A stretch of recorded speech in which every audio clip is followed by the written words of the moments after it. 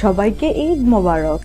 Eid special আজকের recipe ভুড়ি ভুনা বা ভুঁড়ি ভাজা, আপনি যেটাই বলেন না কেন, আজকে আপনাদেরকে যে রেসিপিটি আমি শেয়ার করব সেটার স্বাদ মুখে লেগে থাকার মতো।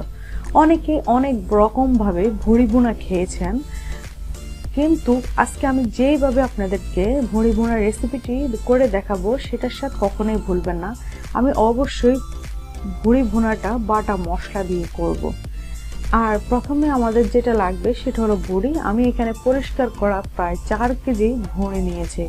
আপনারা চাইলে আমার চ্যানেলে ভুড়ি পরিষ্কার করার ভিডিওটি আছে, গিয়ে দেখে আসতে পারেন।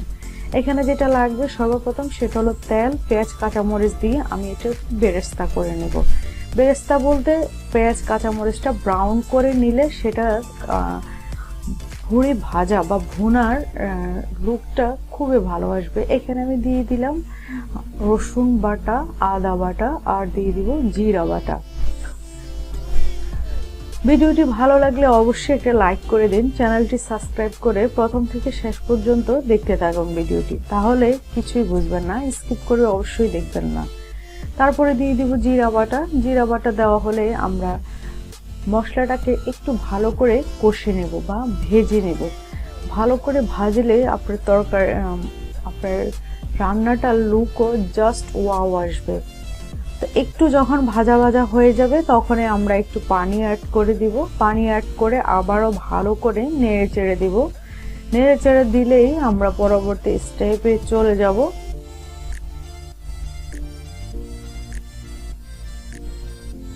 তবে ভুড়ি ভাজাটা খুবই সময় সাপেক্ষ ব্যাপার। যদি একটু সময় নিয়ে ভালো করে রান্নাটি করেন তাহলে খেতে খুবই অসাধারণ লাগবে।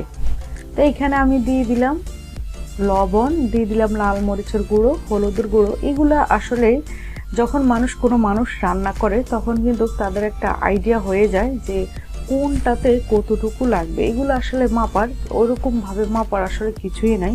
আমি এখানে লাল মরিচের গুঁড়ো দিয়েছি 2 চামচ আর হলুদ গুঁড়ো দিয়েছি 1.5 চামচ।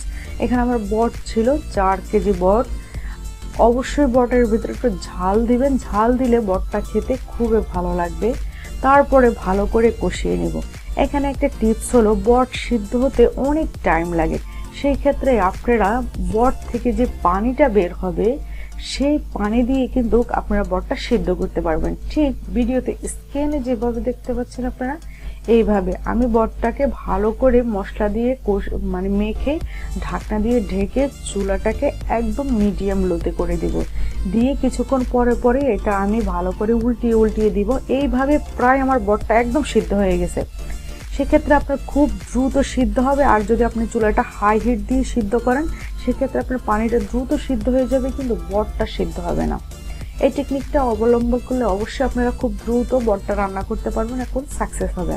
দেখতেই পাচ্ছেন আমার বটটার লুক খুবই সুন্দর একটা কালার চলে আসছে আর মোটামুটি এটা সিদ্ধ হয়ে গেছে। এখন আমার পরবর্তী যে স্টেপটা লাগবে সেটা হলো, এখন দিয়ে দিব সামান্য গরম পানি। আমি খুবই সামান্য দিয়েছি কারণ আমার বটটা একদম প্রায় সিদ্ধ হয়ে গেছে। পানি দেওয়ার পরে একটু সামান্য নেড়ে চেড়ে এখানে যে টিপসগুলো থাকবে সেগুলো হলো, বড় দেখে 2টা মোটা পেঁয়াজ কেটে নেবেন, ধনিয়া পাতা দিবেন আর দিব গরমিয়া মশলা। অবশ্যই গরমিয়া মশলাটা একটু বেশি দিবেন, সেই ক্ষেত্রে আপনার বটটা খেতে খুবই সুস্বাদু লাগবে আর খুব ভালো সেন্ট আসবে। আমি একদম গরমিয়া মশলাটাকে বেটে দিলাম, বেটে 4-5 মিনিট আবার ঢাকনা দিয়ে ঢেকে রান্না করব। তো হয়ে গেল আমার বাটা মশলা দিয়ে সবচেয়ে বেশি মজাদার বট বা ভুড়ি ভুনা। সবাই ভালো থাকবেন, সবাই সবার জন্য দোয়া করবেন। আজ এ পর্যন্তই, আল্লাহ হাফেজ।